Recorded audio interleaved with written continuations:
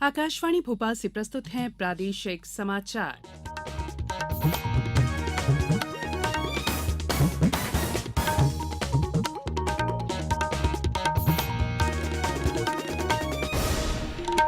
नमस्कार, समाचारों के साथ मैं संयुक्ता बैनर्जी। सबसे पहले इस बुलेटिन के मुख्य समाचार। प्रधानमंत्री नरेंद्र मोदी ने वॉशिंगटन डीसी में अमेरिकी राष्ट्रपति जो बाइडेन से की मुलाकात। अंतर्राष्ट्रीय योग दिवस पर संयुक्त राष्ट्र मुख्यालय पर हुआ योग कार्यक्रम Guinness book of world record में शामिल। केंद्रीय गृह मंत्री अमित शाह आज बालाघाट से वीरांगना रानी दुर्गावती गौरव यात्रा का करेंगे शुभारंभ। और उज्जैन में इस साल महाकाल की निकलेंगी 10 सवारियां। 11 सितंबर को निकाली जाएगी शाही सवारी। अब समाचार विस्तार से। प्रधानमंत्री नरेंद्र मोदी ने वॉशिंगटन डीसी में व्हाइट हाउस में संयुक्त राज्य अमेरिका के राष्ट्रपति जो बाइडेन से मुलाकात की। व्हाइट हाउस पहुंचने पर अमेरिका के राष्ट्रपति जो बाइडेन और अमेरिका की प्रथम महिला जिल बाइडेन ने प्रधानमंत्री की अगवानी की। इससे पहले प्रधानमंत्री और अमेरिका की प्रथम महिला जिल बाइडेन ने वर्जीनिया के अलेक्जेंड्रिया में नेशनल साइंस फाउंडेशन NSF का दौरा किया। प्रधानमंत्री ने अमेरिका और भारत के छात्रों से मुलाकात की, जो दोनों देशों की अर्थव्यवस्थाओं के लिए महत्वपूर्ण उद्योगों में सफल होने के लिए कौशल सीख रहे हैं। इसके साथ ही प्रधानमंत्री नरेंद्र मोदी ने वॉशिंगटन डीसी में माइक्रॉन टेक्नोलॉजी के CEO Sanjay Mehrotra, general electric और जनरल इलेक्ट्रिक एरोस्पेस के CEO H. लॉरेंस कल्ब जूनियर और अप्लाइड मटेरियल्स के CEO गैरी ई डिकर्सन के साथ अलग अलग बैठकें की। संयुक्त राष्ट्र मुख्यालय में अंतर्राष्ट्रीय योग दिवस पर प्रधानमंत्री नरेंद्र मोदी के नेतृत्व में योग सत्र का आयोजन किया गया। संयुक्त राष्ट्र महासभा के अध्यक्ष साबा कुरैशी, न्यूयॉर्क शहर के मेयर एरिक एडम्स सहित कई गणमान्य व्यक्तियों और 135 देशों के हजारों लोग योग उत्साहियों ने योग सत्र में भाग लिया। योग सत्र में अधिकांश देशों के लोगों के भाग लेने से गिनीज वर्ल्ड रिकॉर्ड बन गया है। अधिकारियों के अनुसार संयुक्त राष्ट्र में योग दिवस आयोजन में 135 देशों के लोगों ने भाग लिया। प्रधानमंत्री नरेंद्र मोदी की उपस्थिति में गिनीज वर्ल्ड रिकॉर्ड का प्रमाण पत्र संयुक्त राष्ट्र में भारत की स्थायी प्रतिनिधि रुचिरा कंबोज को सौंपा गया। संयुक्त राष्ट्र मुख्यालय में आयोजित योग सत्र में अधिकांश देशों के लोगों की भागीदारी से बने गिनीज वर्ल्ड रिकॉर्ड की उपलब्धि की कई केंद्रीय मंत्रियों ने प्रशंसा की है। गृह मंत्री अमित शाह ने ट्वीट संदेश में कहा कि प्रधानमंत्री नरेंद्र मोदी की उपस्थिति में हासिल हुई ये उपलब्धि सभी को साथ लेकर चलने की भारत की भावना का प्रतीक है। उन्होंने कहा कि संयुक्त राष्ट्र ने प्रधानमंत्री के योग करने से विश्व ने भारत की संस्कृति की शक्ति को देखा है। प्रदेश के सभी बड़े शहरों में वायु गुणवत्ता की स्थिति संतोषजनक है। ये मूल्यांकन केंद्रीय प्रदूषण नियंत्रण बोर्ड द्वारा किया गया है। प्रदेश में भोपाल, इंदौर, जबलपुर और ग्वालियर मिलियन प्लस सिटी है। उल्लेखनीय है कि केंद्रीय प्रदूषण नियंत्रण बोर्ड द्वारा वित्तीय वर्ष 2022-23 के लिए देश भर के मिलियन प्लस शहरों का मूल्यांकन किया गया। मूल्यांकन का आधार PM10 के स्तर में कमी और गुड डेज की संख्या में वृद्धि रखा गया था। इसी संदर्भ में नगरीय विकास और आवास विभाग के प्रमुख सचिव नीरज मंडलोई द्वारा सभी मिलियन प्लस शहरों को आवश्यक निर्देश दिए गए हैं। ये समाचार आप आकाशवाणी भोपाल से सुन रहे हैं। हमारे समाचारों को अब आप कभी भी और कहीं भी अपनी सुविधा के अनुसार सुन सकते हैं। ये समाचार बुलेटिन YouTube, ट्विटर और फेसबुक पर AIR न्यूज भोपाल पेज पर सुने जा सकते हैं। इसके अलावा आप हमारी वेबसाइट newsonair.com पर या AIR न्यूज ऐप पर भी समाचार सुन सकते हैं। ब्रेक के बाद बुलेटिन में एक बार फिर आप सभी का स्वागत है। केंद्रीय गृह मंत्री अमित शाह आज गोंड साम्राज्य की वीरांगना रानी दुर्गावती की वीरता और बलिदान गाथा को जन जन तक पहुंचाने के लिए बालाघाट से गौरव यात्रा का शुभारंभ करेंगे।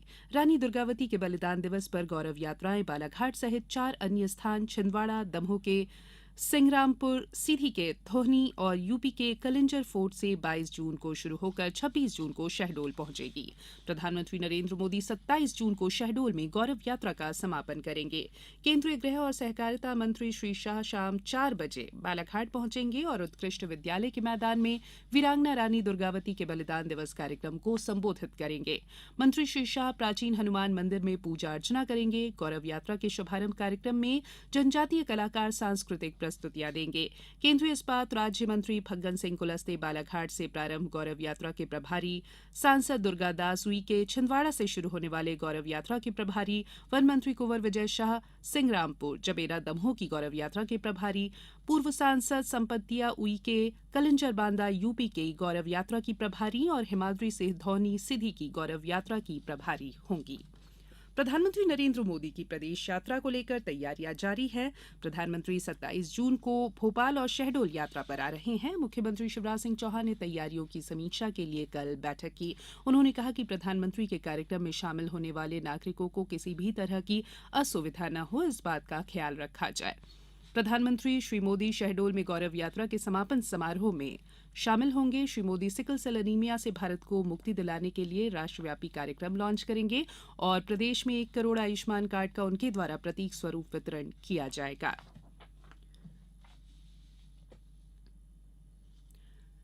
इस वर्ष उज्जैन में महाकालेश्वर की 10 सवारियां निकाली जाएंगी। 10 जुलाई को श्रावण मास की प्रथम सवारी निकाली जाएगी और 11 सितंबर को शाही सवारी निकाली जाएगी। इस संबंध में कल उज्जैन कलेक्टर कुमार पुरुषोत्तम और पुलिस अधीक्षक सचिन शर्मा ने बैठक कर आगामी श्रावण भादो मास 2023 में भगवान महाकालेश्वर के दर्शन, भगवान महाकालेश्वर की निकलने वाली सवारी और नाग पंचमी पर्व पर की जाने वाली दर्शन व्यवस्था की समीक्षा की। महाकालेश्वर मंदिर भी श्रावण भादो मास 4 जुलाई से शुरू होकर 11 सितंबर तक मनाया जाएगा। बैठक में बताया गया कि इस बार अधिक मास होने के कारण भगवान महाकालेश्वर की 10 सवारियां निकाली जाएंगी। मंदिर की परंपरा अनुसार श्रावण मास के प्रत्येक सोमवार रात 2:30 बजे मंदिर के पट खुलेंगे। शेष दिनों में रात 3 बजे पट खोले जाएंगे। इसके बाद भगवान महाकाल की भस्म आरती होगी। सैफ फुटबॉल चैंपियनशिप 2023 में कल रात बेंगलुरु में भारत ने चिर प्रतिद्वंदी पाकिस्तान को 4-0 से हरा दिया। भारत की ओर से कप्तान सुनील छेत्री ने हैट्रिक ली, जबकि उदांत सिंह कुमाम ने 81वें मिनट में चौथा गोल दागा। इसके साथ ही भारत ने इस प्रतियोगिता में जीत के साथ अपना अभियान शुरू किया। इससे पहले एक अन्य मैच में कुवैत ने नेपाल को 3-1 से हराया। सैफ फुटबॉल चैंपियनशिप में इस बार 8 टीमें हिस्सा ले रही हैं, जिन्हें 2 ग्रुपों में रखा गया है। ग्रुप ए में भारत, कुवैत, नेपाल और पाकिस्तान है। ग्रुप बी में लेबनान, मालदीव, भूटान और बांग्लादेश है। दोनों ग्रुप की शेष 2 टीमें सेमीफाइनल में पहुंचेंगी। अब कुछ समाचार संक्षेप में। संगीत दिवस पर कल शाम धार जिला मुख्यालय पर शासकीय संगीत कला महाविद्यालय और ललित कला संस्थान के तत्वावधान में कार्यक्रम हुए। बुरहानपुर जिले के जनपद पंचायत खकनार में हुए सामूहिक विवाह सम्मेलन में मुख्यमंत्री शिवराज सिंह चौहान ने वर्चुअली संबोधित किया और परिणय सूत्र में बंधे 471 जोड़ों को आशीर्वाद और शुभकामनाएं दी। खंडवा के शासकीय औद्योगिक प्रशिक्षण संस्थान में कल रोजगार मेले में 21 प्रतिभागियों का चयन हुआ। शिवपुरी जिले के बैराड तहसील के एक पटवारी को भूमि सीमांकन के बदले 15,000 रुपए की रिश्वत मांगने के मामले में लोकायुक्त की टीम ने गिरफ्तार किया। गुना जिले में दुकान विहीन पंचायतों के लिए सार्वजनिक वितरण प्रणाली की नवीन दुकानें खोलने के लिए ऑनलाइन आवेदन 30 जून तक लिए जाएंगे। रीवा जिले में मुख्यमंत्री कन्या विवाह और निकाह योजना के तहत आज नगर निगम रीवा, जनपद पंचायत रीवा, नगर पंचायत गोविंदगढ़, नगर पंचायत त्योथर और जनपद पंचायत त्योथर, नगर पंचायत चाकघाट में सामूहिक विवाह होंगे। जल जीवन मिशन कार्यक्रम के तहत ग्रीष्म अवकाश के बाद आगरमालवा जिले में विद्यालय खुलने के अवसर पर 10 गांव में हाथ धुलाई कार्यक्रम का आयोजन किया गया। मुरैना जिला पंचायत के मुख्य कार्यपालन अधिकारी ने जनपद पंचायत पोरसा के सभागार में बैठक ली और 8 दिन में सभी शासकीय योजनाओं के काम पूरे करने के निर्देश दिए। और स्कूल शिक्षा प्रमुख सचिव ने शाजापुर जिले के गुलाना में नवनिर्मित प्रदेश के प्रथम सीएम राइज विद्यालय का अवलोकन किया और निर्माण कार्यों और व्यवस्थाओं का जायजा लिया। बुलेटिन में इतना ही। इजाजत दीजिए। नमस्कार।